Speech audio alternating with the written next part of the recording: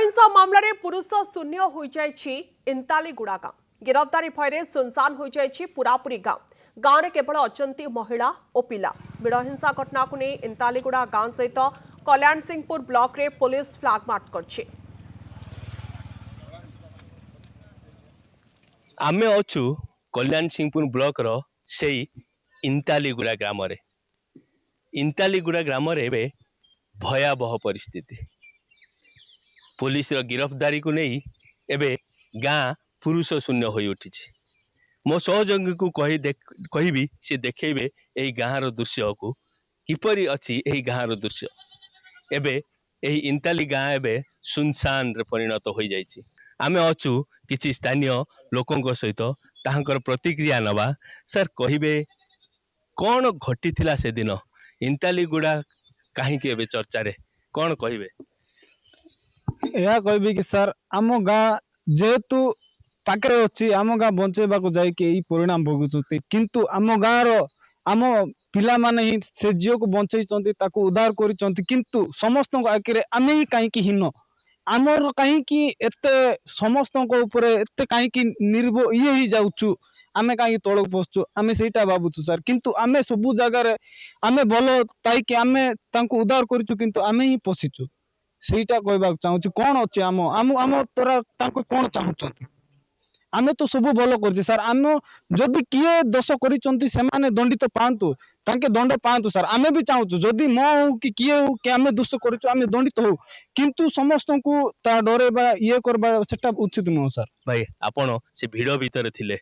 कौन हेतिला घटना कौन थिला सेठी से जियो को आमे मु जते बेले जाइतिली पहुंचीतिली सेठी मोर भाई भी थिले ये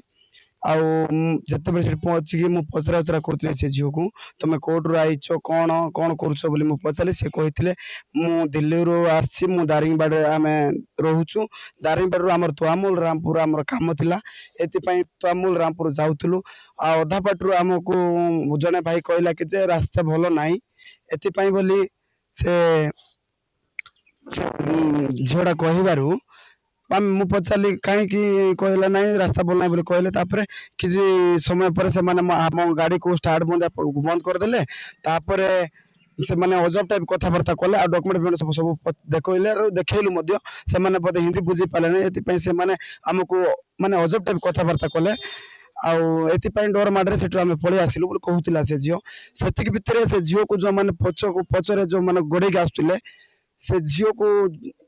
आम पचर उतर कला से पचर जो मैंने केदिक आणुले से मैंने ही आसिक बैक जाक ओल्लैकी फास्ट आक्रमण करते से मुझे बचे मार ना बोली मुझे बहुत बचाई चेष्टा कर मो द्वारा संभव से मुझे गाँव में जड़े बुढ़ी माँ अच्छा जार दुईटी पुओ को दुई जन पुओ को पुलिस उठे नहीं माँ एवं कांदी कांदी से रही केबे दुई पुओ फेरबे से बाट को अनाई रही प्रतिक्रिया नवा माँ कौन है कहीं कंदु